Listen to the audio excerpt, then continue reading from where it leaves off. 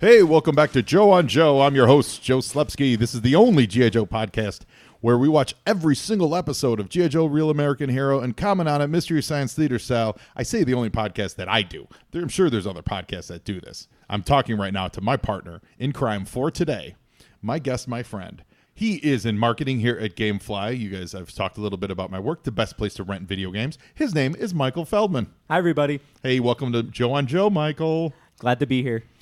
Michael, you are, in my eyes, a child, but yet you're wise beyond your years.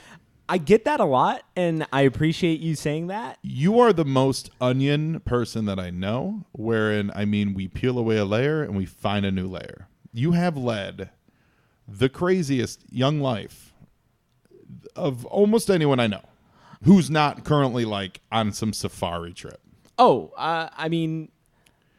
You've been a professional gamer. It was in my high school years, and I was a professional gamer for 2 years. Talk to me about that. So what game did you play? So I played Halo 3 for about, I think I started playing freshman year, and then I went technically pro my sophomore year in high school, so I was around 16. Okay.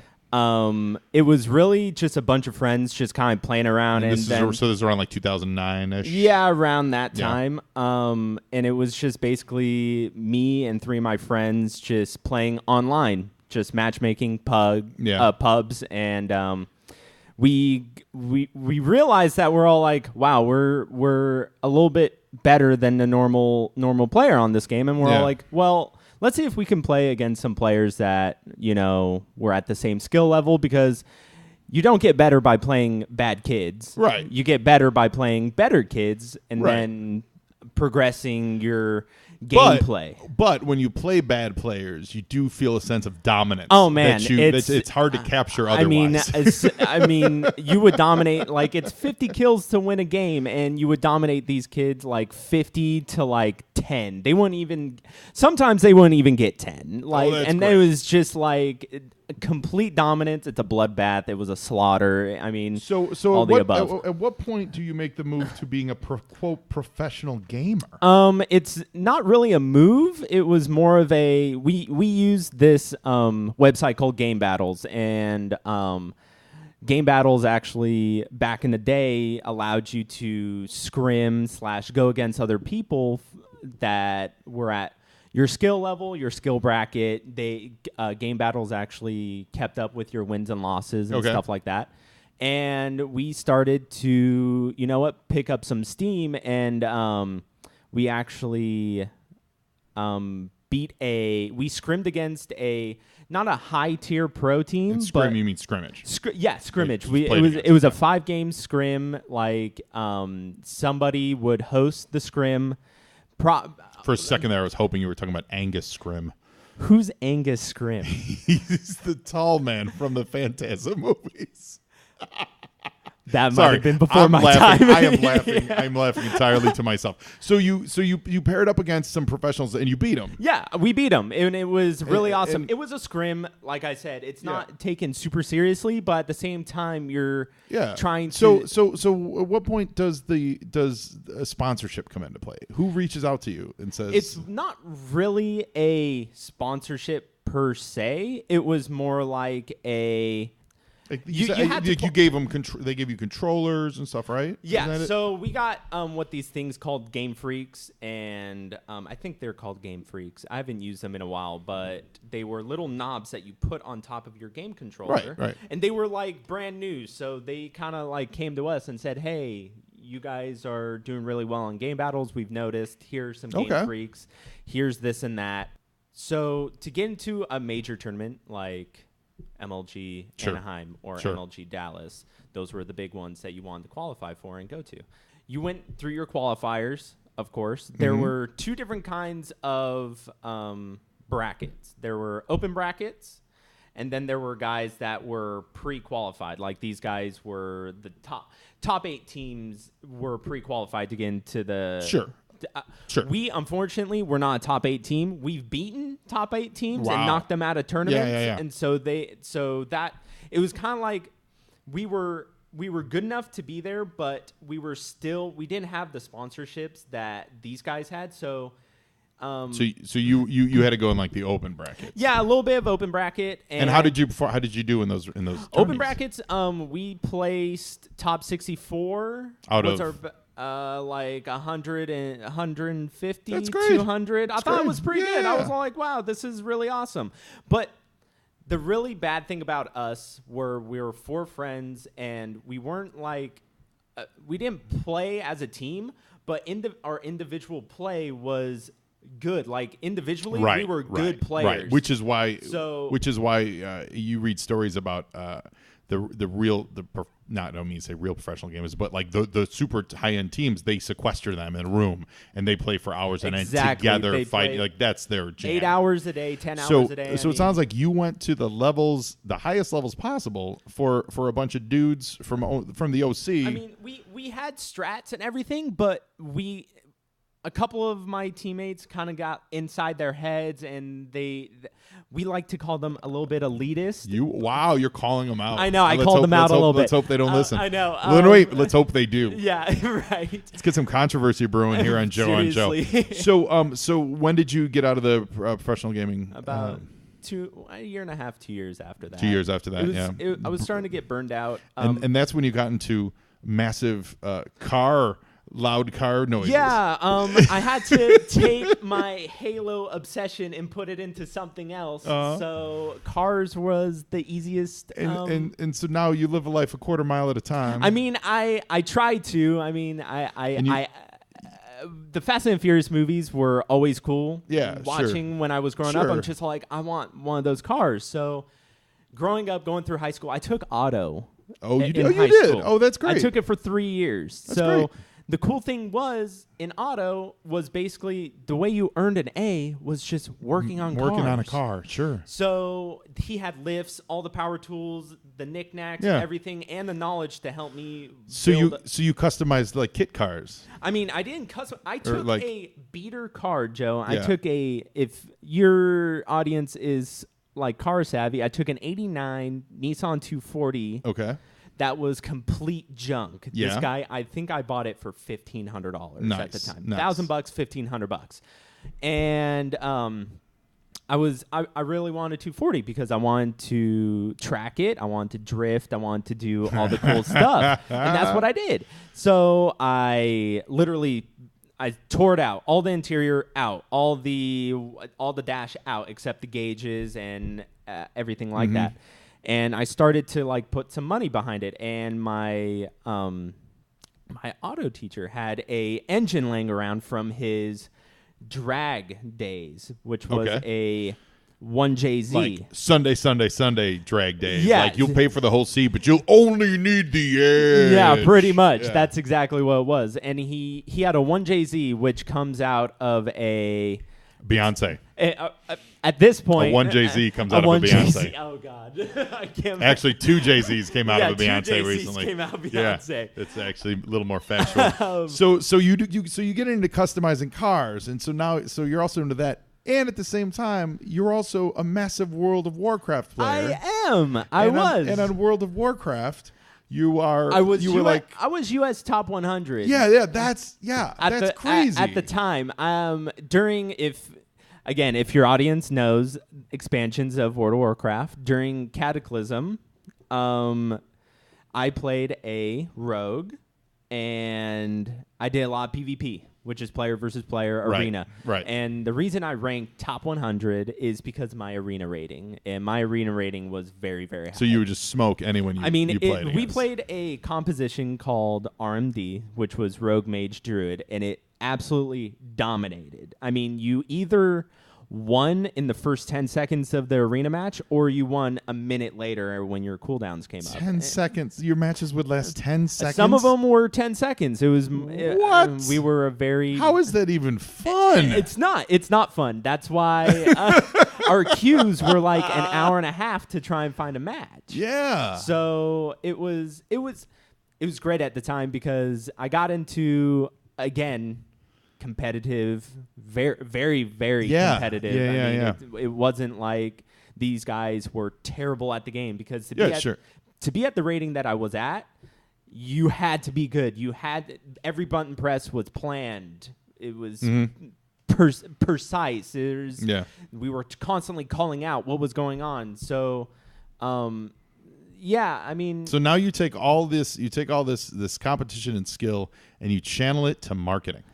Yeah, I mean, it's interesting because, I mean, I didn't ever think I would be. It actually makes sense to me because marketing. One, you're working in video games, and two, marketing is nothing but looking at strategies, finding new strategies to increase numbers. Right. That's what it is, and that's what you did in your pro gaming. Yeah. It's what you did in the cars. You looked at a car and said, how can I make this better, faster, increase it? Exactly. You did it in the World of Warcraft obsession.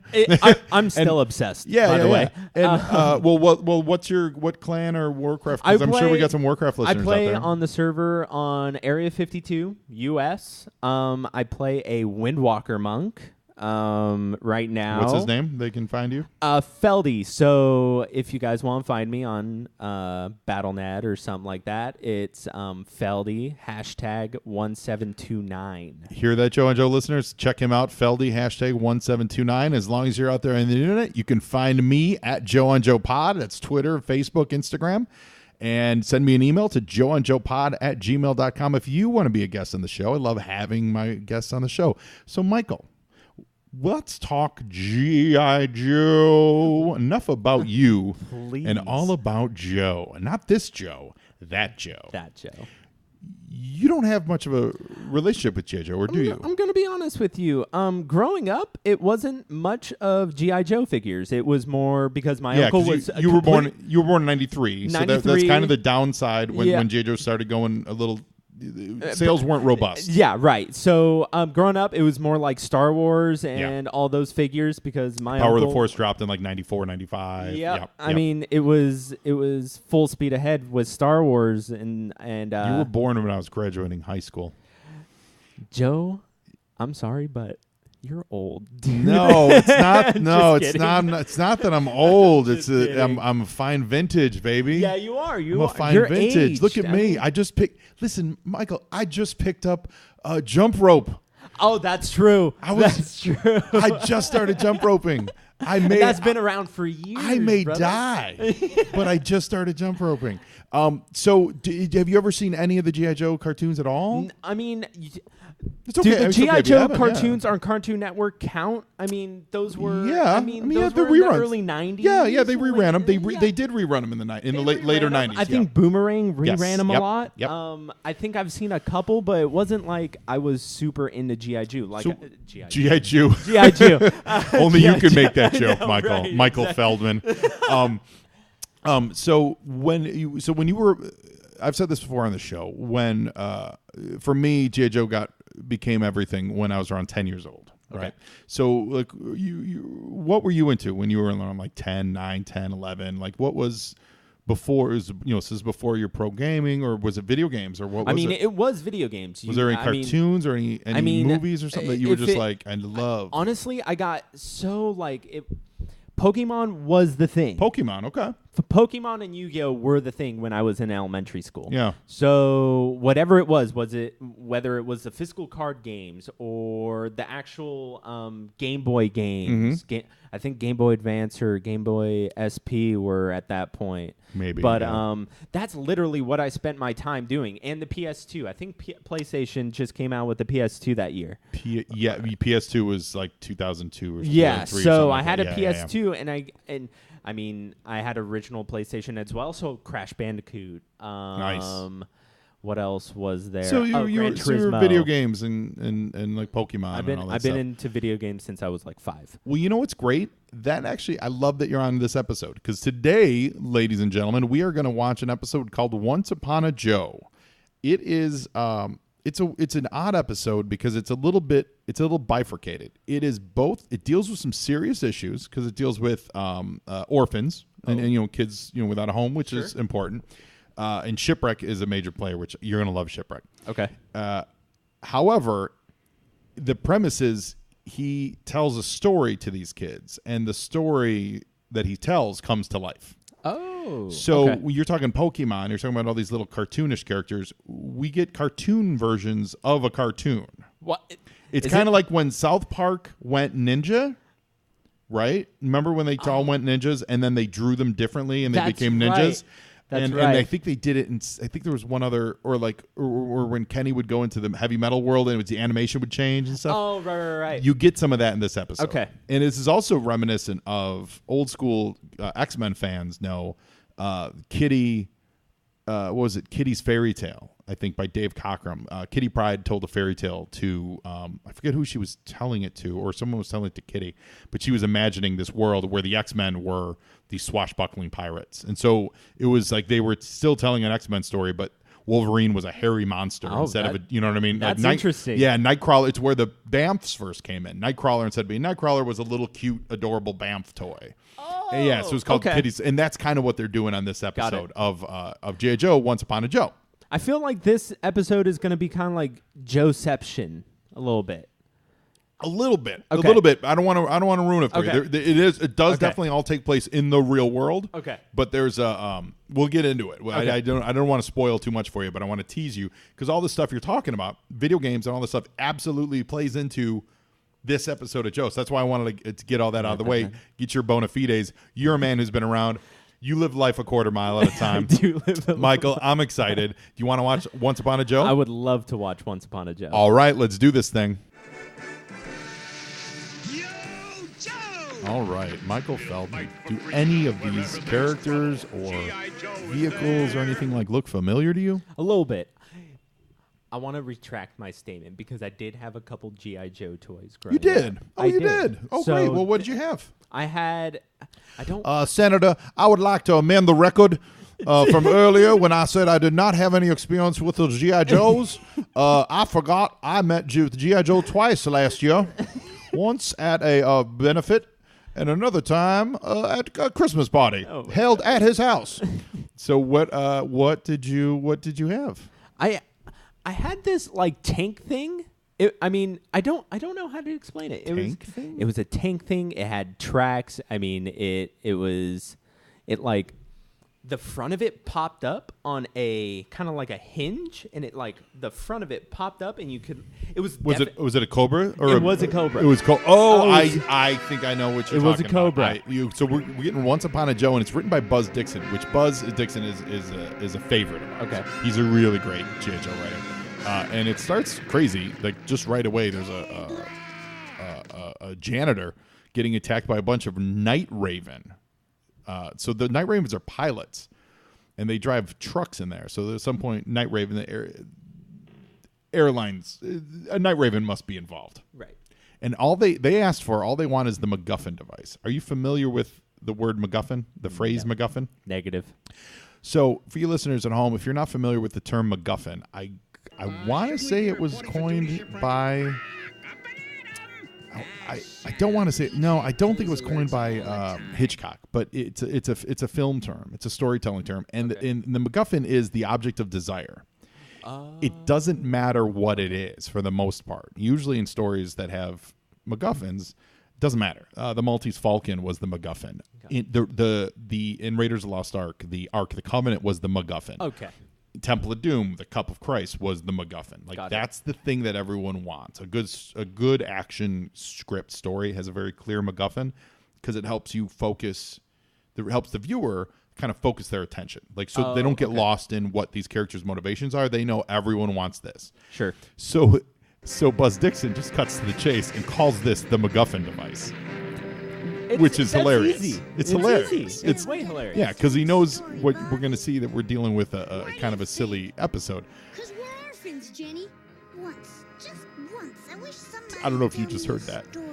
Kid's just like, we're out of luck because we're orphans, Jenny. That's really awesome. Yeah. Actually. So the Joes are going to fight. So the Night Raven pilots they steal this MacGuffin device, which is like a cylindrical football-sized device. Fire bats. See, they do have fire bats, and that's why they're all pilots. Got it. And the Joes are going after, quote, the MacGuffin device. Right. And so, we're oh, that's so great. So you don't know either. That's so great. That's Shipwreck. He's important. Okay. He's important. Yeah, so that's what a MacGuffin is. And if you can like disguise it in a story, it's better. Right. But if you but there's always a MacGuffin. You think of almost any movie. I mean, Guardians of the there's always Galaxy, an the object Infinity that people are Stone. trying to get. Yeah, that's a MacGuffin. So in Yeah. this, it's the MacGuffin device. What's a MacGuffin device? That's they're battle android troopers, Okay, which is I great thought that- because I they just didn't know shot that his was- head off. Yeah, that was pretty cool. So you were talking about you had a Cobra, and I'm sure my listeners are punching the phone right now because I know what you're talking about though. It stood up on its hind legs.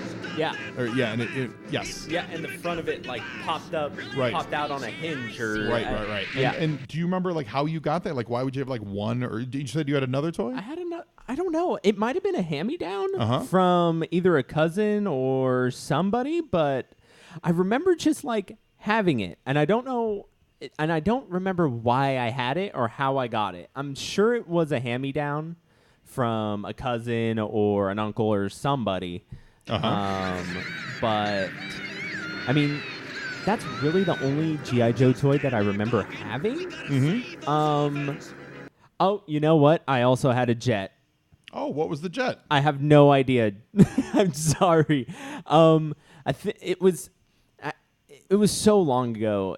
It wasn't a normal jet. It was not like your military. Of course, it's not like your military jet. It looked like it was straight out of, I don't know, a sci-fi movie. Is that your toy? Bingo. That's what it was. That's your toy. Yep, So that's my as you were toy. talking, I just Googled it, and this. Let me see.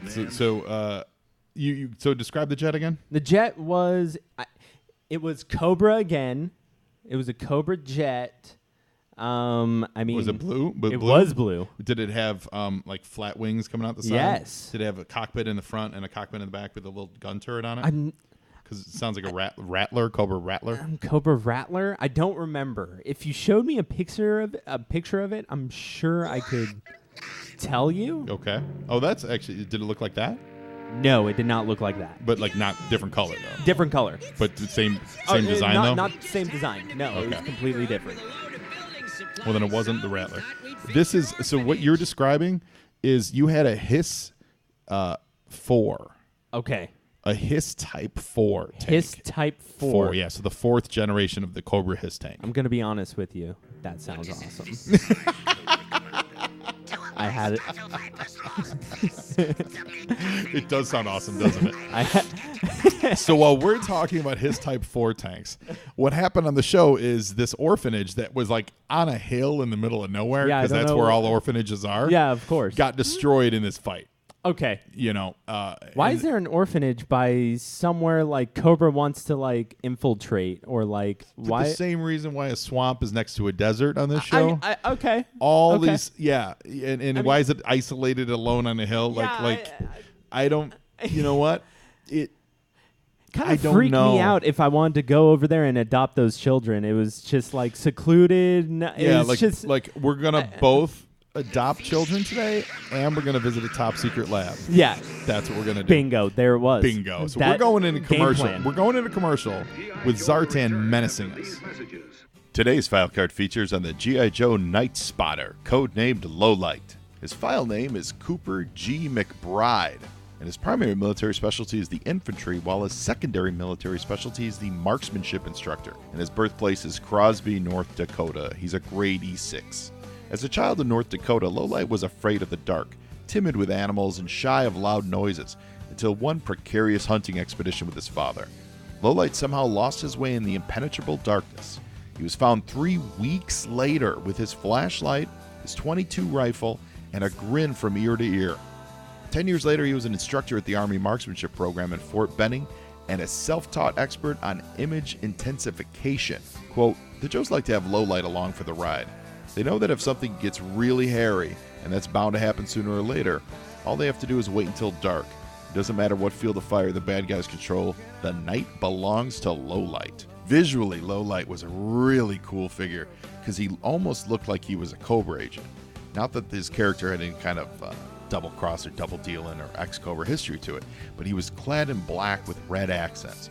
And that's obviously to blend into the night, but it just made him look super dark and super cool. He had red goggles and wore like a black ski cap on his head. I love reading this background on him because I don't recall much play. I mean, he was in the comics and he was in the show. A lot he'd show up, but I don't remember a lot of like characterization thrown on him. That he got lost for 3 weeks with a rifle and a grin. I am going to say this though, as someone who's hunted and someone who's been around a little bit, and I know he's a kid, but 3 weeks? You can't find your way home in 3 weeks on a hunting expedition?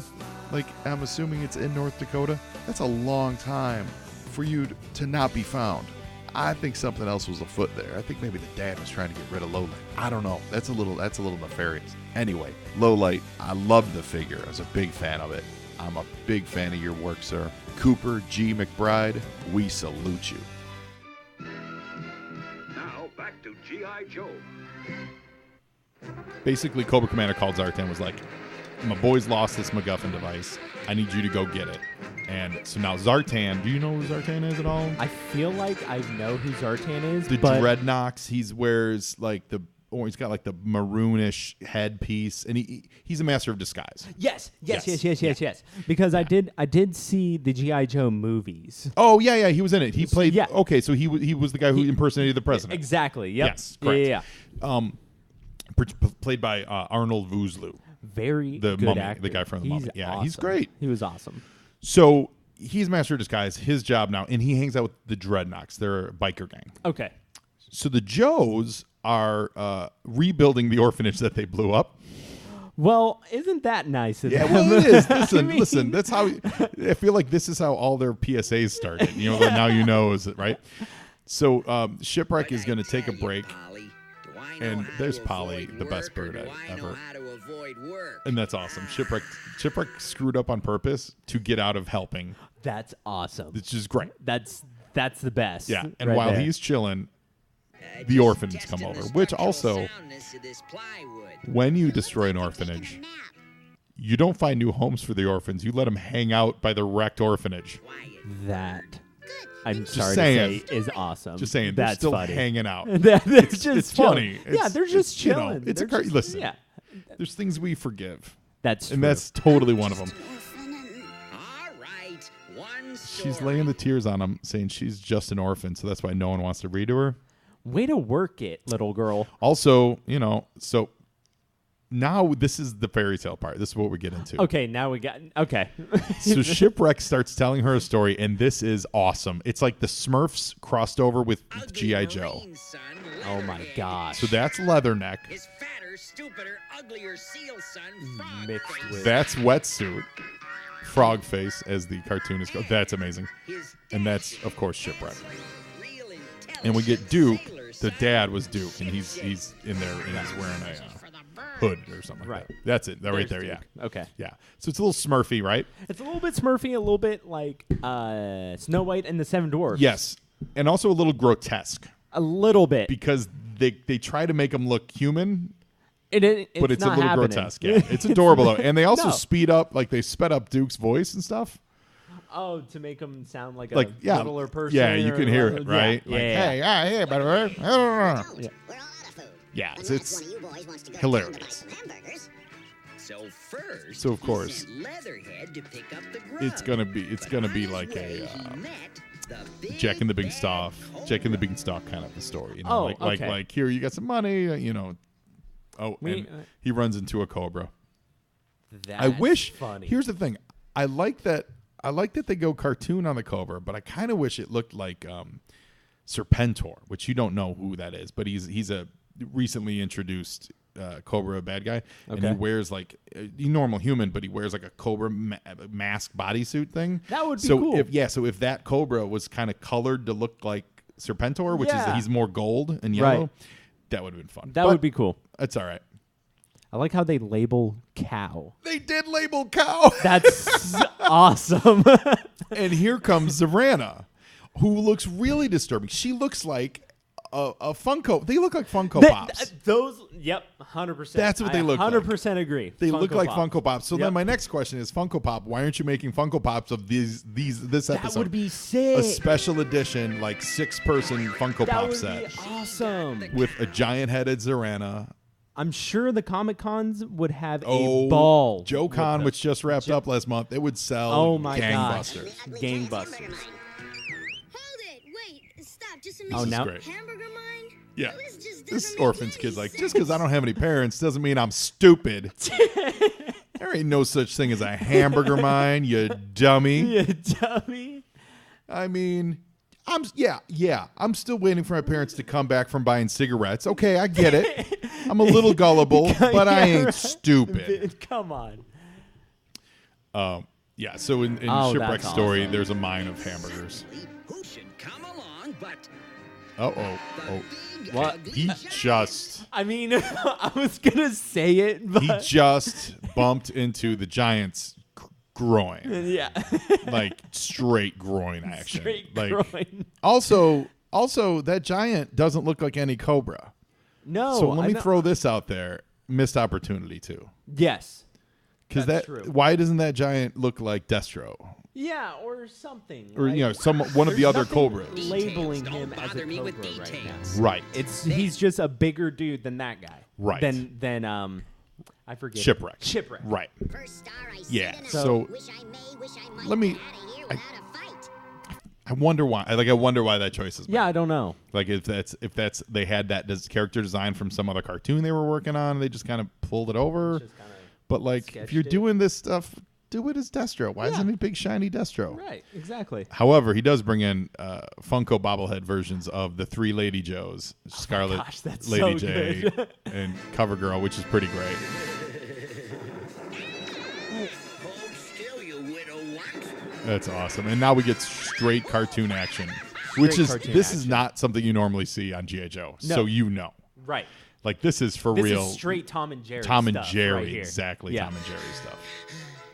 Ship-shaped And as now we're getting a little Popeye range. So he's going to eat some spinach, which know, is great. I like that. I love it, right? It's like a hello to all the Popeye fans. Right? I mean, Yeah. what is Shipwreck but not a Popeye homage Yeah, anyway, right? He seriously. dresses like Popeye. That's He's true. got the tattoos like Popeye. 100%. Look at it. He's got the same He's got Popeye the anchor tattoo. on the Yeah. forearm. Yeah. That's Leatherneck. So that's who Leatherhead. That's the guy that- yeah, yeah. that's what he's making fun of. Yeah. Got it.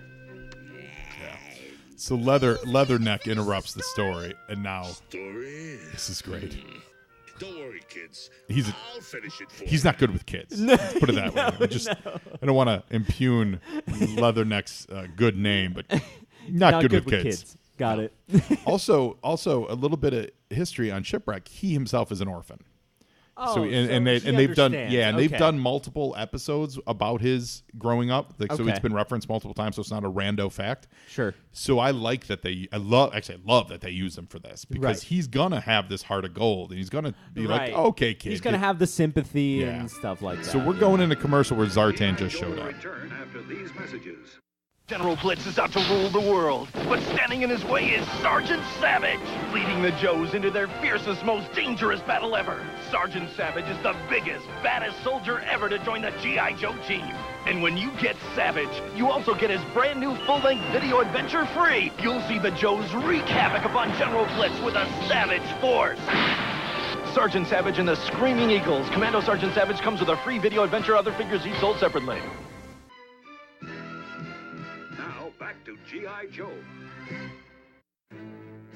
So Zartan shows up and he's got the MacGuffin device, which Shipwreck just found. So really, no one had it. It was lost in the woods.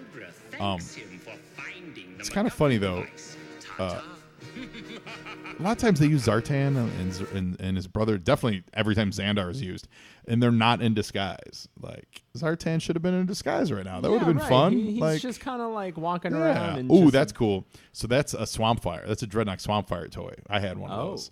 Yeah. So that's how they basically find Zartan's. And here he goes into disguise. That's cool. This is so good. And here's what's awesome about this. His character came with a fake face, and the fake face was Shipwreck's face. It was just a white dude with beard. Right. But at the time, the only Joe that it matched was Shipwreck.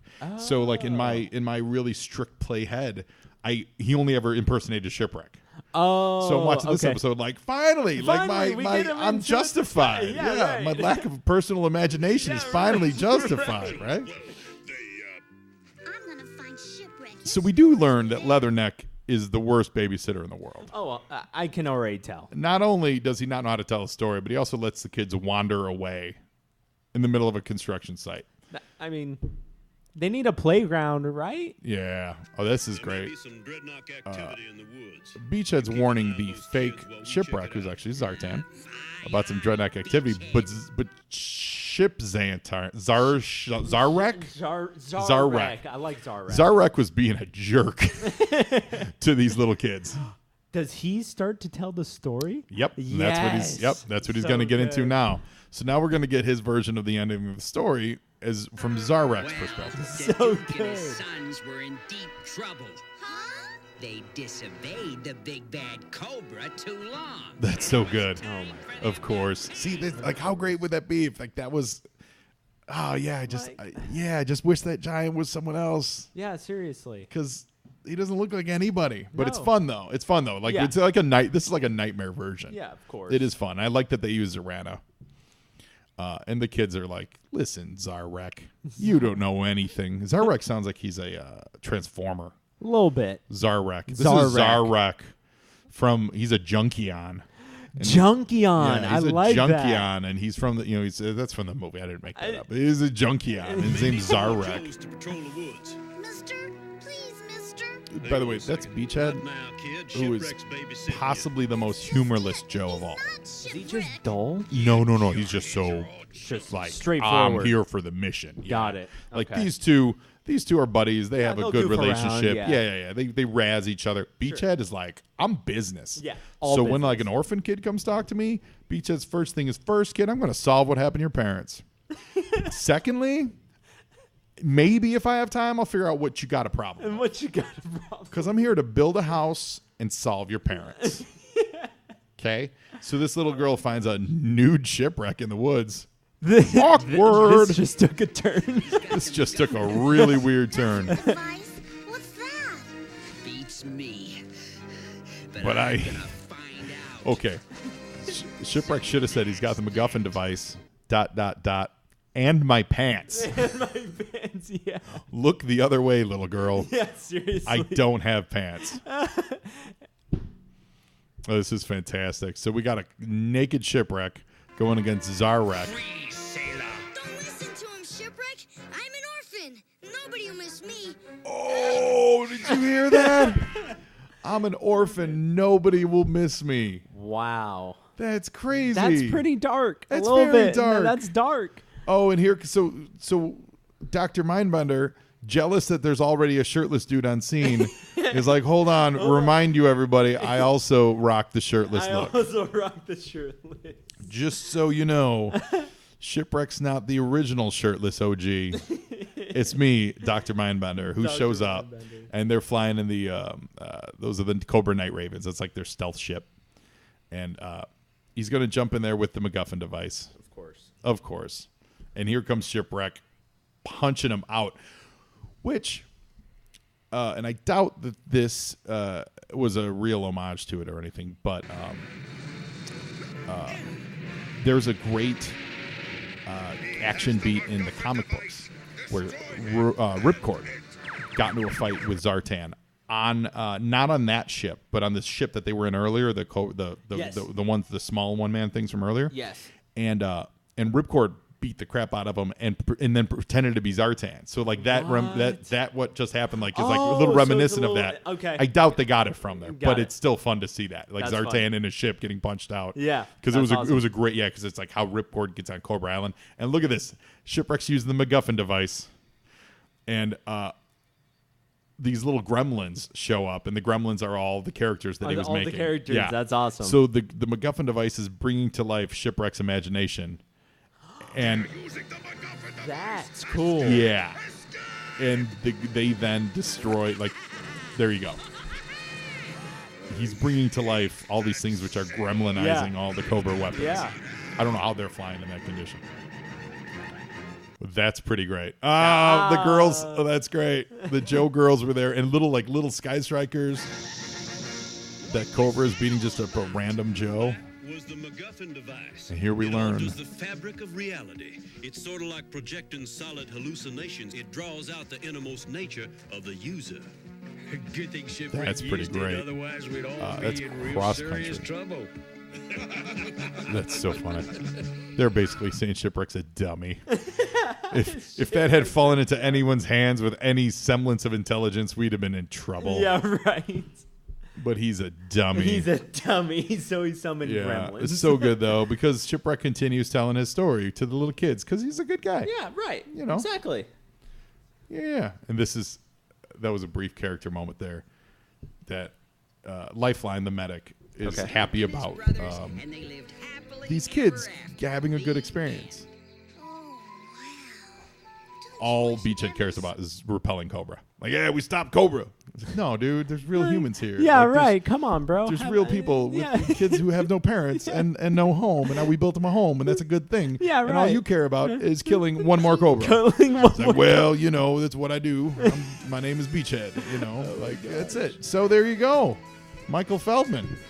Joe on Joe. That's it. It was awesome. Did you like the episode? Yeah, it was cool. It was really interesting. I like how they went from G.I. Joe to fairy tale land where I got to see some Tom and Jerry action scenes where they're chasing each other. Funko Pop figures showing up. So great. And real quick, I completely neglected to ask you this question, which normally I like to do during the middle of the show. If you were a Joe, I've been asking my guests this recently. If you were a Joe, if you wanted a code name, what would your specialty be? Or Joe or Cobra? Any ideas off the top of your head? I would like to be Cobra. Okay, I like this. And because, I don't know, I kind of like the bad guys. I feel like you'd be a video game specialist? I would be a video game specialist. Like you make games to subvert kids' minds to join Cobra. You know what? That sounds really awesome. So what's your name? Oh, gosh. Joystick?